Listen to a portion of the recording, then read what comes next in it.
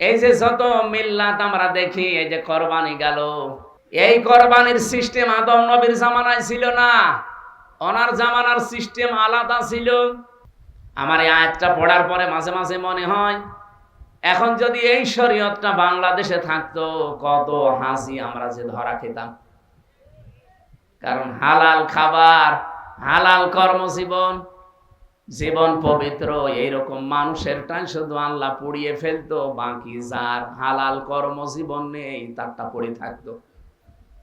আল্লাহ রাব্বুল আলামিন বলেন, ভালো করে মিলাবেন নিজের জীবনের সাথে। অযকুর ফিল কিতাবি ইব্রাহিম বা ইব্রাহাম, এখানে 7টা কিরাত আছে। আমার বিশ্ববিদ্যালয় কোরআনের উপরে, কিরাতের উপরে যে বিষয়টা আমি পড়েছিলাম 7 কিরাত, তার ভেতরে 2 কিরাত আমি এখানে পড়লাম। রব্বুল আলামিন বলেন, স্মরণ করো বা আলোচনা করেছি এই কিতাবের ভেতরে আমার নবী ইব্রাহিম আলাইহিস সালামের কাহিনী। ইন্নাহু কানা সিদ্দিকান নাবিয়্যা, নিশ্চয় অবশ্যই সে ছিল সিদ্দিক এবং নবী। তাহলে এখানে আমরা কিতাবের ভেতরে আলোচনা পাচ্ছি, অনেকগুলো মানুষের নামের আলোচনা আছে, তার ভেতরে 1 নম্বরে পেলাম ইব্রাহিম, যিনি আমাদের জাতির পিতা। আমাদের জাতির পিতা যে ইব্রাহিম, এ বিষয়ে কোনো সন্দেহ আছে? আমার রিমান্ডে জিজ্ঞাসা করেছিল ওই মাটির নিচে আয়না ঘরে যে আমাদের জাতির পিতাকে, যেই বলেছি ইব্রাহিম, সঞ্জয় দত্ত এসপি, আমার বাবা মা তুলে গালিগালাজ দিয়ে বলছে, বেটা বেয়াদব, ইব্রাহিমকে জাতির পিতা বঙ্গবন্ধু। কোরআনের আয়াত পড়লাম ওনার সামনে, কিসের কোরআন? আল্লাহ পাক জানিয়েছেন, মিল্লাতা আবিকুম ইব্রাহিম হুয়া সাম্মাকুমুল মুসলিমিন, তোমাদের জাতির পিতার নাম ইব্রাহিম। এই যে যত মিল্লাত আমরা দেখি, এই যে কোরবানি গেল, গতকালকে পর্যন্ত এই যত রকমের অনুষ্ঠান আমরা করেছি, এগুলো সব কিন্তু ইব্রাহিম নবীর আদর্শ, তার মিল্লাত থেকে পাওয়া। এই কোরবানির সিস্টেম আদম নবীর জামানায় ছিল না, ওনার জামানার সিস্টেম আলাদা ছিল। এরকম চাটিয়াল ময়দানের ভেতর একটা পশু জবাই করে রেখে আসতো, আগুনের ঝলক এসে ওটা পুড়িয়ে ফেলতো। আমার এই আয়াতটা পড়ার পরে মাঝে মাঝে মনে হয়, এখন যদি এই শরীয়তটা বাংলাদেশে থাকতো, কত হাসি আমরা যে ধরা খেতাম। কারণ হালাল খাবার, হালাল কর্মজীবন, জীবন পবিত্র, এইরকম মানুষেরটাই শুধু আল্লাহ পুড়িয়ে ফেলতো, বাকি যার হালাল কর্মজীবন নেই তারটা পড়ে থাকতো। আগস্টের 5 তারিখের পর থেকে এই 10 মাস 5 দিনে, আপনি বলেন বহু মানুষ এই 10 মাস 5 দিনে এমন এমন কামাই করেছে যেটা পুরাটাই হারাম। এক কথা বলেন না কেন? এই যে যারা সাদাবাজি করেছে, এই এলাকায় হয়তো না থাকতে পারে, করেছে তো সারা বাংলাদেশে কোন জায়গায়। সাদাবাজি যারাই করেছে ওর পুরাটাই হারাম। বলেন, গত মাসে আমাদের জেলা ইউনিটের একটা বৈঠকে একটা হাদিস আমাকে পড়িয়েছে, মানিদ্দা মা লাইসা লাহু ফালাইসা মিন্না। কি পড়েননি আপনি? জি। মানিদ্দা মা লাইসা লাহু ফালাইসা মিন্না ওয়ালিয়াতাবাওয়া মাকআদাহু মিনান নার, মুসলিম শরীফের হাদিস। হযরতে আবু যর রাদিয়াল্লাহু তাআলা আনহু বর্ণনা করেন, কোন ব্যক্তি যদি এমন জিনিসের মালিকানা দাবি করে যে জিনিস তার না, জোর করে জবরদস্তি দখল করে নিজের আয়ত্তে নিয়ে নেয়, 2টা শাস্তি তার জন্য। 1 নম্বরে ফালাইসা মিন্না, ওই দিন থেকে সে আর নবীর উম্মত নেই। আমার মনে হয় আগস্টের 5 তারিখের পর থেকে বহু মানুষ আল্লাহর নবীর উম্মতের তালিকায় আর নেই। 2 নাম্বারটা আরো কঠিন, ওয়ালিয়াতাবাওয়া মাকআদাহু মিনান নার, সে যেন জাহান্নামে নিজের স্থান একটা তৈরি করে নিল। সুতরাং যারা এই কাজ করেছেন, এখনো করছেন, আপনি যদি এই টাকা, এই সম্পদ, এই মাল যদি তাকে ফেরত না দেন, আপনি মরে গেলে আমি না, কাবা শরীফের ইমামও যদি বলে বিসমিল্লাহি ওয়া আলা মিল্লাতি রাসূলিল্লাহ, কিছুই হবে না। আল্লাহর নামে রাসূলের দলে তুলে দিয়ে গেলাম, আপনি আল্লাহর নামেও নেই, রাসূলের দলেও নেই। এক কথা বলেন না কেন?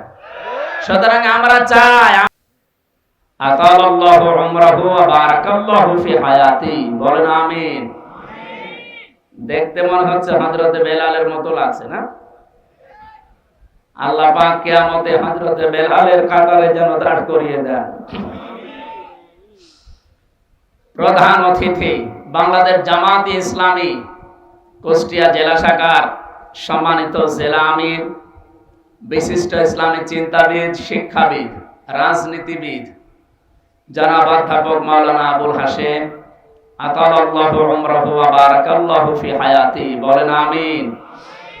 এতক্ষণ যারা এখানে আলোচনা রাখলেন, আপনাদের এই থানার কৃতি সন্তান, ইসলামিক চিন্তাবিদ, হাজার হাজার আলেমের উস্তাদ হাফেজ মাওলানা জুলফিকার আলী, মঞ্চে বসা অত্র এলাকার সর্বজন শ্রদ্ধাভাজন ব্যক্তিবর্গ, সামনে বসা মুসলমান ভাইরা, পর্দার আড়ালের সম্মানিতা মা এবং বোনেরা, এই যে যারা দাঁড়িয়ে আছেন, বসার জায়গা পান না, এসব জায়গায় তো বসা যায় না। এত মূর্তি ভাঙার পরেও যদি এরা দাঁড়িয়ে থাকে, এমন মনে হয় মূর্তি বাদ দিয়ে এদেরকে ভাঙার দরকার ছিল। যাদের মাজায় সমস্যা নেই একটু বসে, এটা ইবাদত চলছে অলরেডি। এখানে কত ব্যস্ততম মানুষ বসে আছে আপনারা টের পাচ্ছেন। এনার 2 আসনের দায়িত্ব, এখন যে আরো বিভিন্ন কাজ ছিল, কোরআনে কারিমের মহব্বতে কোরআনে কারিম শোনার জন্য উনি বসে গেছে। ওনার মতো ব্যস্ত মানুষ আরো যারা যদি বসে থাকতে পারে কোরআনের মহব্বতে, আপনি দাঁড়িয়ে আছেন কেন? আজকের এই অনুষ্ঠান কি শুধু মুসলমানদের জন্য? দিনের বেলা আপনারা যেটা করেছেন ওটা হয়তো সবার জন্য ছিল নাকি? আমি আসার পরে যতটুকু শুনতে পেরেছি, জানতে পেরেছি, অন্তত মাগরিবের পর থেকে যা আরম্ভ হয়েছে, এখন পুরাটা ইবাদত চলছে। এই ইবাদতটা পৃথিবীতে যত নফল ইবাদত আছে তার ভেতরে সবচাইতে উত্তম এবং শ্রেষ্ঠ, আফদালুল ইবাদাহ। এখানে ইসমে তাফসীল দিয়ে নবীজি জানিয়েছেন পৃথিবীতে এর চাইতে উত্তম ইবাদত আর নেই। মসজিদে নববীতে নবীজি প্রবেশ করে দেখলেন কিছু মানুষ কোরআন শরীফ নিয়ে ব্যস্ত আছে। বাম পাশে তাকিয়ে দেখলেন কিছু মানুষ আল্লাহর জিকির করছে। নবীজি বললেন 2টা দল ভালো কাজে আছে, তবে সবচাইতে উত্তম কাজে আছে তারা যারা আল্লাহর কোরআন নিয়ে ব্যস্ত আছে। আল্লাহ আমাকে এই মুহূর্তে নির্দেশ পাঠিয়েছেন, কোরআনে কারিম নিয়ে যারা ব্যস্ত আছে আমি যেন তাদের এই ময়দানে শ্রোতা হিসাবে বসে পড়ি। আপনি টের পাচ্ছেন কি বললাম? বিশ্বনবী যদি এখন বেঁচে থাকতেন, আরে কুমারখালী এই শান্দিয়ারা এই রাস্তা দিয়ে যদি হেঁটে যেতেন, নবীজি কোরআনের এই আলোচনা শোনার জন্য দামি অনুষ্ঠানে নিজে শ্রোতা হয়ে বসে পড়তেন। এইরকম একটা জায়গায় আমার মতো আপনার মতো মানুষ বসে আছে, খুশি হয়ে বলেন আলহামদুলিল্লাহ। অন্তত এখানে যারা বসে আছেন, আমাদের যদি সওয়াব আজকে নাও হয়, এই যতক্ষণ বসে আছি গোনাহ হচ্ছে না, এই গ্যারান্টি আমরা দিতে পারি। গোনাহ হচ্ছে না। অনেক কিছু গোনাহ আমরা বাইরে থাকলে এতক্ষণ করে ফেলতাম। সব অপরাধ থেকে আল্লাহ আমাদেরকে মাহফুজ রেখে কোরআনের এক একটা অক্ষরে 10টা করে নেকি হয়। হাদিস আমরা শুনেছি, মান ক্বারাআল কোরআন হারফান ফালাহু আশরু হাসানাত। হাসানাতুন না, হাসানাত বহু বচন। কেউ যদি কোরআনের একটা আয়াত পড়ে, একটা অক্ষর তেলাওয়াত করে, কমপক্ষে তার আমল নামে আল্লাহ 10টা করে নেকি দান করবে। নেকির মর্যাদা এখন বোঝা যাচ্ছে না, এটা বোঝা যাবে চোখ বন্ধ হলে। তাফসীরে ফি জিলালিল কোরআনে পড়েছি, কিয়ামতের কঠিন ময়দানে রব্বুল আলামিন মানুষের একটা নেকি যখন কম হয়ে যাবে, এই লোকটাকে আল্লাহ পাঠিয়ে দেবে, যা তারা আপনজনদের কাছে যা। চিন্তা করবে পৃথিবীতে সবচাইতে বেশি কষ্ট স্বীকার করেছিল আমার জন্য আমার মা, এই জন্য মায়ের কাছে প্রথমে যাবে, ভাইয়ের কাছে যাবে, এমন এমন মানুষের নাম আমি এখানে পেয়েছি, প্রায় 7 জনের নাম আছে। এই আয়াতটা একটু চিন্তা করেছিলাম, আল্লাহ কেন এদের নাম দিলেন প্রথমে। এখানে বেশি হয়ে যাচ্ছে ভাই, কথা বলা যাবে না, যে যেখানে থাকে থাক, এদিকে তাকিয়ে থাকে, এমনি অল্প সময় কথা বলবে গরম। ইয়াউমা ইয়াফিরুল মারউ মিন আখিহি ওয়া উম্মিহি ওয়া আবিহি ওয়া সাহিবাতিহি ওয়া বানি। আপনি সিরিয়াল হিসাবে যাদের নাম আল্লাহ বললেন হিসাব করে দেখেন, এই মানুষগুলো দুনিয়ায় বিপদে পড়লে এগিয়ে যায়। প্রথমে আল্লাহ ভাইয়ের নাম দিয়েছেন, মায়ের নাম দিয়েছেন, বাবার নাম দিয়েছেন, এরপরে স্ত্রীর নাম দিয়েছেন, সঙ্গে সাথে সন্তানাদি, এরপরে দুনিয়ার অন্য কেউ। আমি একটা একটা করে সিরিয়াল মিলিয়ে দেখেছি, এর ভেতরে পীর সাহেবের নাম নেই। আছে? প্রথমে ভাইয়ের নাম, মায়ের নাম, বাবার নাম, স্ত্রীর নাম, সন্তানের নাম, বন্ধুর নাম, 7 নম্বরে দুনিয়ার অন্য কেউ। আমার এই ছোট্ট মাথায় এসেছে যে এতগুলো মানুষের সিরিয়াল হিসাবে আল্লাহ নাম দিলেন, শব্দের ভেতরে মারাত্মক শব্দ দিয়েছেন ইয়াফিরু। এর বাংলা অর্থ হচ্ছে মাজা তুলে দৌড় দেওয়া। এই এলাকায় আমার মনে হয় কুষ্টিয়ার এলাকায় মানুষ বলে খেচ্ছে দৌড় দেওয়া। খেচ্ছে দৌড় দেওয়া বলে না? সাপে তাড়লে, বাঘে তাড়লে মানুষ যেভাবে দৌড়ায়, কিয়ামতে আপনজন দেখলে মানুষ ওইভাবে দৌড়াবে।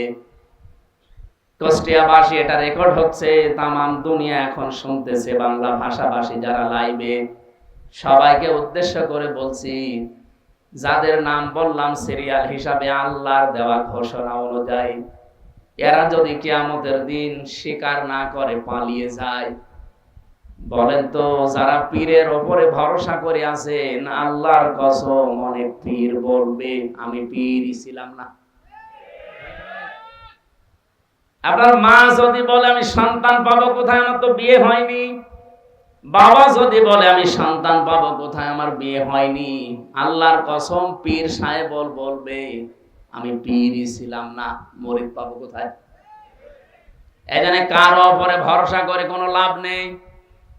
আপনার শুধু নিজের জীবনের উপরে ভরসা করেন, কতটুকু কাজ কারবার আপনি করলেন।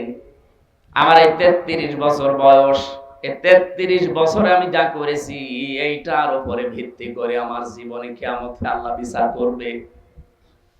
মাঝে মাঝে একা থাকলে মনে হয় এখনই যদি মারা যায়, আল্লাহ পাক যদি নিজের সামনে দাঁড়িয়ে জিজ্ঞাসা করে যে আমির হামজা 2024-25 সাল চলছে, এটা জুন মাসের 1 তারিখ পর্যন্ত তোরে মাফ করে দিলাম, যা শুধু 2 থেকে 10 এই 9 দিনের হিসাব দিয়ে জান্নাতে চলে যা। আমার তো মনে হয় এই 9 দিনের হিসাব এখনো আমার জোগাড় হয়নি। আপনারা পারবেন না? আপনারা পারবেন। আপনার আল্লাহর ওলি আছে না লালন, এ থানায় না? হ্যাঁ।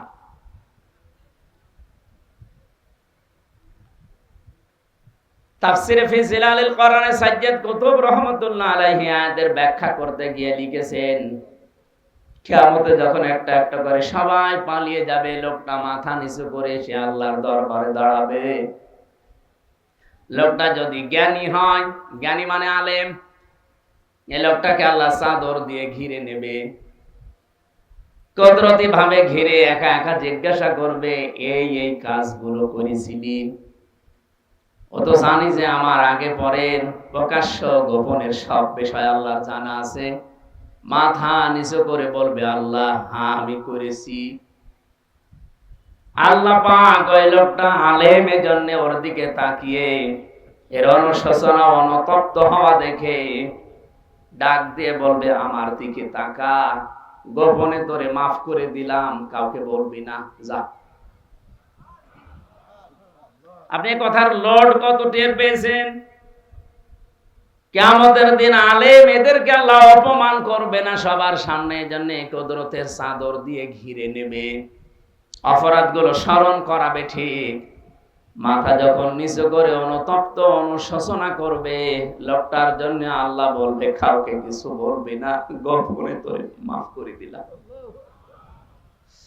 কিয়ামতের ওই কঠিন ময়দানে এখানে যে কয়জন অন্তত নামের আগে মাওলানা লেখা আছে, আমরা বড় বিপদে আছি। হযরতে আবু দারদা বলেন, হাদিসের ব্যাখ্যা করতে গিয়ে, আমান আমিলা ফিহি মাজা, কিয়ামতের ময়দানে 5টি প্রশ্নের 5 নাম্বার আল্লাহ বলবে, যতটুকু জানতে তার কতটুকু মানতে, এটা বলো। উনি বলেন, আমার সবচাইতে বেশি ভয় হয় এই পয়েন্টটার উপরে, কারণ আমি যতটুকু জানি ততটুকু তো মানতে পারি না।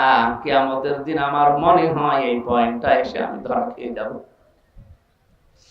এই যে আল্লাহর পাকের এই বিচার ব্যবস্থায় ওই জায়গায় আমার আশার সঞ্চার হয়। আলেমদেরকে আল্লাহ ঢেকে ফেলবেন কুদরতি চাদর দিয়ে, সবার সামনে অন্তত অপমান না করে বলবে, বান্দা কাউকে বলবি না, যা আমার যে গফুর আর গফফার নাম আছে আমি তোরে মাফ করে দিলাম। পৃথিবীতে যত ইবাদত আছে আপনি চিন্তা করতে পারেন, সব নফল ইবাদতের ভেতরে আজকের এই অনুষ্ঠানটা আল্লাহর কাছে সব চাইতে দামি। সুতরাং যে আল্লাহ আমাদেরকে এতক্ষণ সময় ধৈর্য এবং সহ্য নিয়ে বসিয়ে রেখেছেন, জবান খুলে খুশি হয়ে বলেন আলহামদুলিল্লাহ।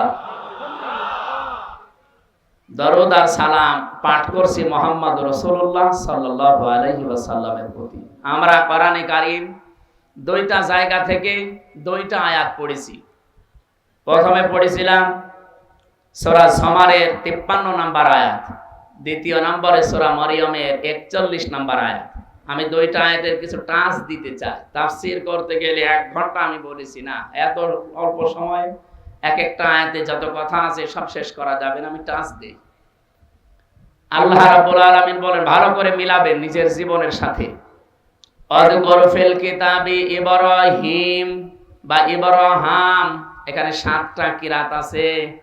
আমার বিশ্ববিদ্যালয় কোরআনের উপরে কিরাতের উপরে যে বিষয়টা আমি পড়েছিলাম 7 কিরাত, তার ভেতরে 2 কিরাত আমি এখানে পড়লাম। রব্বুল আলামিন বলেন, স্মরণ করো বা আলোচনা করেছি এই কিতাবের ভেতরে আমার নবী ইব্রাহিম আলাইহিস সালামের কাহিনী। ইন্নাহু কানা সিদ্দিকান নাবিয়্যা, নিশ্চয় অবশ্যই সে ছিল সিদ্দিক এবং নবী। তাহলে এখানে আমরা কিতাবের ভেতরে আলোচনা পাচ্ছি, অনেকগুলো মানুষের নামের আলোচনা আছে। তার ভেতরে 1 নম্বরে পেলাম ইব্রাহিম, যিনি আমাদের জাতির পিতা। আমাদের জাতির পিতা যে ইব্রাহিম, এ বিষয়ে কোনো সন্দেহ আছে?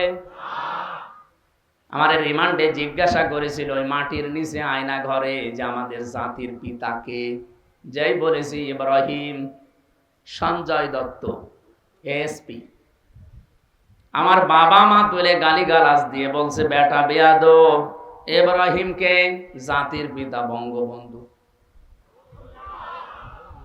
কোরআনের আয়াত পড়লাম ওনার সামনে, কিসের কোরআন? আল্লাহ পাক জানিয়েছেন, মিল্লাতা আবিকুম ইব্রাহিম হুয়া সাম্মাকুমুল মুসলিমিন, তোমাদের জাতির পিতার নাম ইব্রাহিম। এই যে যত মিল্লাত আমরা দেখি, এই যে কোরবানি গেল গতকালকে পর্যন্ত, এই যত রকমের অনুষ্ঠান আমরা করেছি, এগুলো সব কিন্তু ইব্রাহিম নবীর আদর্শ, তার মিল্লাত থেকে পাওয়া। এই কোরবানির সিস্টেম আদম নবীর জামানায় ছিল না, ওনার জামানার সিস্টেম আলাদা ছিল। এরকম চাটিয়াল ময়দানের ভেতর একটা পশু জবাই করে রেখে আসতো, আগুনের ঝলক এসে ওটা পুড়িয়ে ফেলতো। আমার এই আয়াতটা পড়ার পরে মাঝে মাঝে মনে হয়, এখন যদি এই শরীয়তটা বাংলাদেশে থাকতো, কত হাসি আমরা যে ধরা খেতাম। কারণ হালাল খাবার, হালাল কর্মজীবন, জীবন পবিত্র, এইরকম মানুষেরটাই শুধু আল্লাহ পুড়িয়ে ফেলতো, বাকি যার হালাল কর্মজীবন নেই তারটা পড়ে থাকতো। আগস্টের 5 তারিখের পর থেকে এই 10 মাস 5 দিনে আপনি বলেন, বহু মানুষ এই 10 মাস 5 দিনে এমন এমন কামাই করেছে যেটা পুরাটাই হারাম। এক কথা বলেন না কেন? এই যে যারা সাদাবাজি করেছে, এই এলাকায় হয়তো না থাকতে পারে, করেছে তো সারা বাংলাদেশে কোন জায়গায়। চাঁদাবাজি যারাই করেছে ওর পুরাটাই হারাম। বলেন। গত মাসে আমাদের জেলা ইউনিটের একটা বৈঠকে একটা হাদিস আমাকে পড়িয়েছে, মানিদ্দা মা লাইসা লাহু ফালাইসা মিন্না। কি পড়েননি আপনি? জি। মানিদ্দা মা লাইসা লাহু ফালাইসা মিন্না ওয়ালিয়াতাবাওয়া মাকআদাহু মিনান নার। মুসলিম শরীফের হাদিস। আল্লাহু। হযরতে আবু যর রাদিয়াল্লাহু তাআলা আনহু বর্ণনা করেন, কোন ব্যক্তি যদি এমন জিনিসের মালিকানা দাবি করে যে জিনিস তার না, জোর করে জবরদস্তি দখল করে নিজের আয়ত্তে নিয়ে নেয়, দুইটা শাস্তি তার জন্য। এক নম্বরে ফালাইসা মিন্না, ওই দিন থেকে সে আর নবীর উম্মত নেই। আমার মনে হয় আগস্টের 5 তারিখের পর থেকে এই জুন মাসের 10 তারিখ পর্যন্ত বহু মানুষ আল্লাহর নবীর উম্মতের তালিকায় আর নেই। 2 নাম্বারটা আরো কঠিন, ওয়ালিয়াতাবাওয়া মাকআদাহু মিনান নার, সে যেন জাহান্নামে নিজের স্থান একটা তৈরি করে নিল। সুতরাং যারা এই কাজ করেছেন এখনো করছেন, আপনি যদি এই টাকা, এই সম্পদ, এই মাল যদি তাকে ফেরত না দেন, আপনি মরে গেলে আমি না কাবা শরীফের ইমামও যদি বলে বিসমিল্লাহি ওয়া আলা মিল্লাতি রাসূলিল্লাহ, কিছুই হবে না। আল্লাহর নামে রাসূলের দলে তুলে দিয়ে গেলাম, আপনি আল্লাহর নামেও নেই, রাসূলের দলেও নেই। এক কথা বলেন না কেন? সুতরাং আমরা চাই, আমার নিজের জেলা এটা, 64 জেলার ভেতরে জেলার প্রতি আমার মায়া মহব্বত ভালোবাসা এমনি মানুষ হিসাবে একটু বেশি। সেই হিসাবে বলছি, যারা অন্যের সম্পদ দখল করেছেন ফেরত দেন।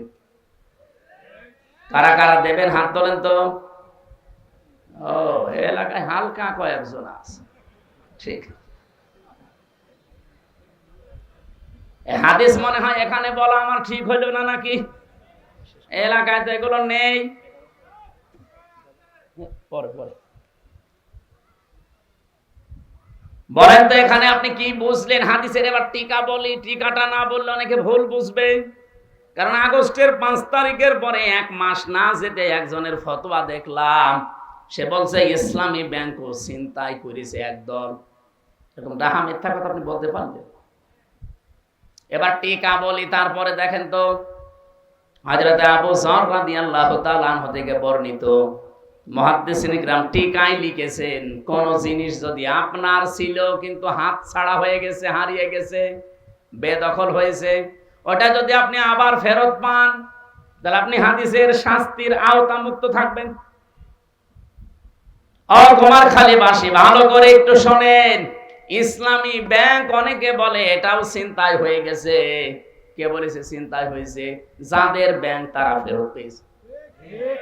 ইসলামী ব্যাংকে আপনার বাবার, বলেন, যারা মাথার ঘাম পায়ে ফেলে বানিয়েছিল তারা ফেরত পেয়েছে। শুধু ফেরত দিলেই হবে? ওদের তো অন্তত যা ক্ষতি করেছেন ক্ষতিপূরণ দেওয়া লাগবে। ৭৫,০০০ কোটি টাকা এখান থেকে সরিয়েছে, এই টাকাগুলো তাকে দেওয়া লাগবে। যারা এই কথা বলেন যে ইসলামী ব্যাংক তো ছিনতাই হয়ে গেছে, আপনার মুখে কিয়ামতের দিন আল্লাহ সেলাই করে দেবে। এরকম দাহা মিথ্যা কথা আগামী থেকে আর বলবেন না। কিছু মানুষের চরিত্র এখন দেখছি, কথা বললে শুধু মুখ দিয়ে মিথ্যা কথা বের হয়। সেদিন দেখলাম এক চাচা, রাকিব নামে এক চাচা, ওনার ৬-৭ সেশন, আমারও বড়, উনি এখনো সভাপতি। আমার সেই 15 সালে ছাত্র জীবন শেষ হয়ে গেছে, ওর তো আরো 2 বছর আগে 13 সালে শেষ হওয়ার কথা। ও এখনো সভাপতি থাকে কি করে? ওমান আছে কিয়ামত পর্যন্ত সভাপতি থাকবে। গত 2 দিন আগে ঘোষণা দিয়েছে এই দেশে যে ইসলামী ছাত্র শিবির 1971 সালে রক কেটেছে, যে 1971 সালে শিবির বলে বাংলাদেশে কিছু ছিল। ও তো প্রতিষ্ঠা হয়েছে 1977 সালে। এক কথা বলছেন না কেন? এরকম দাহা মিথ্যা কথা আপনি বলবেন আর দেশের মানুষ শুনবে। অত পাগল দেশের মানুষ আর নেই।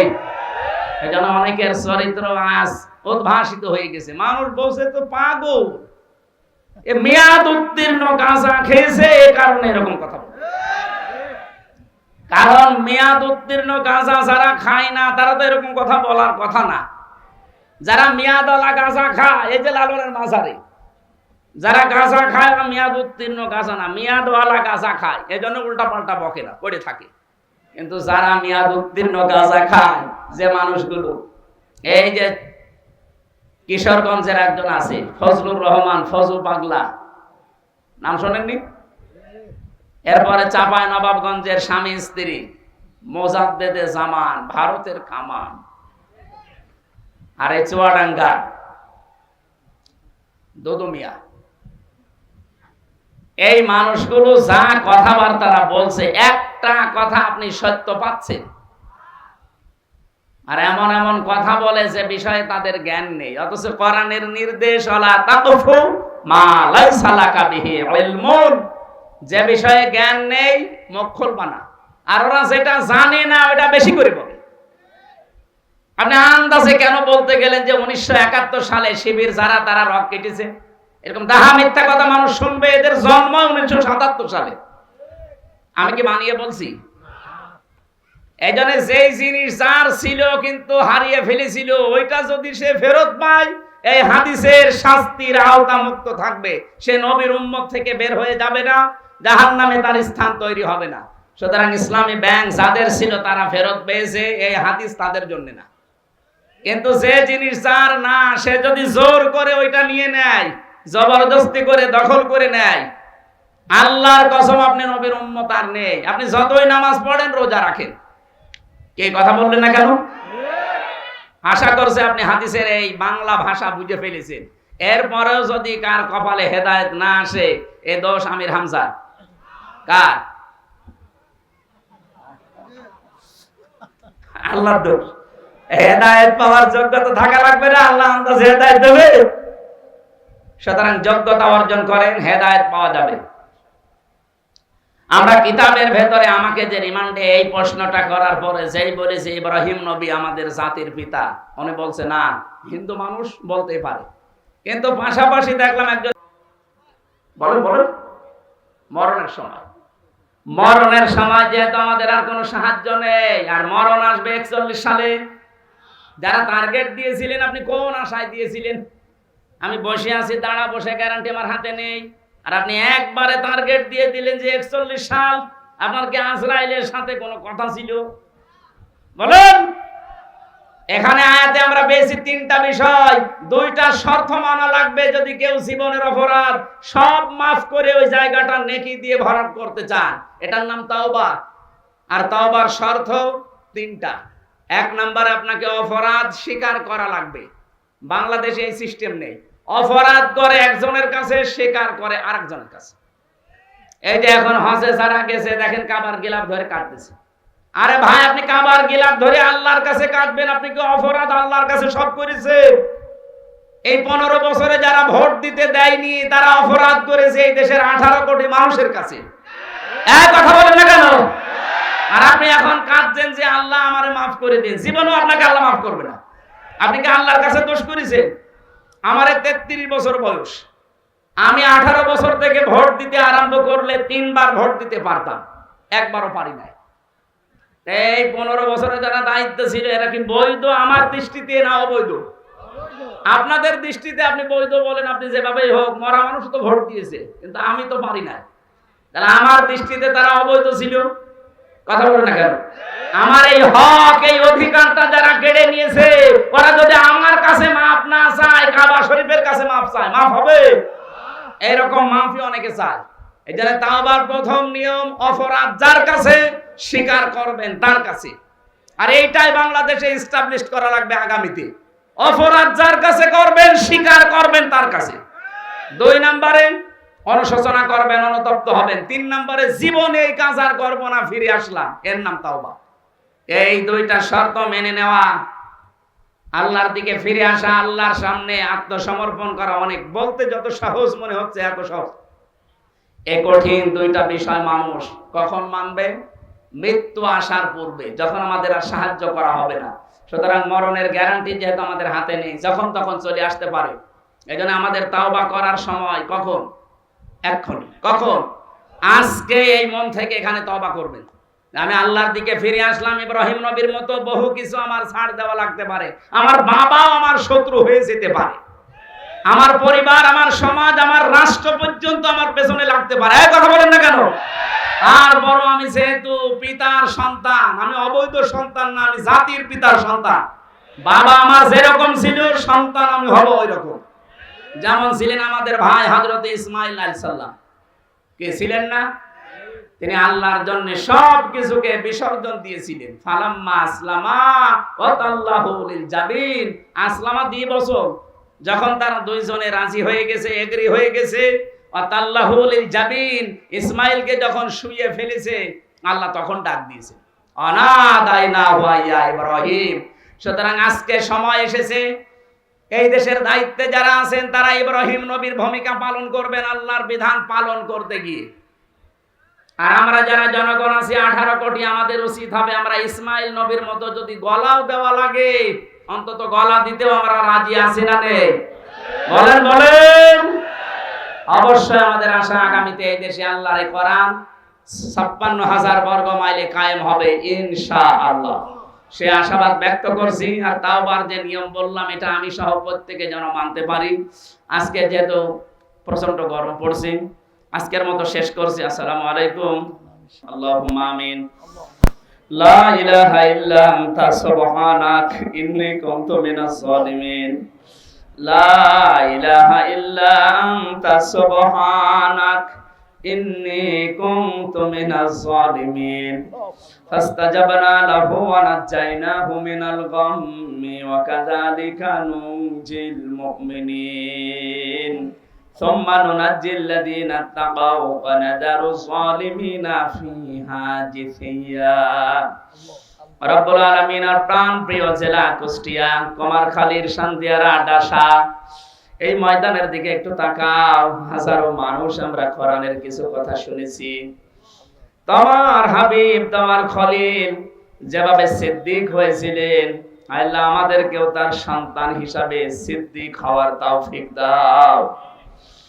রব্বুল আলামিন সত্যকে সত্য জানার পরে পেছনের যত টান সব কিছুকে ছিন্ন ভিন্ন করে আমরা যেন হানিফা এই শব্দকে বাস্তবে রূপ দিতে পারি, সুযোগ করে দাও।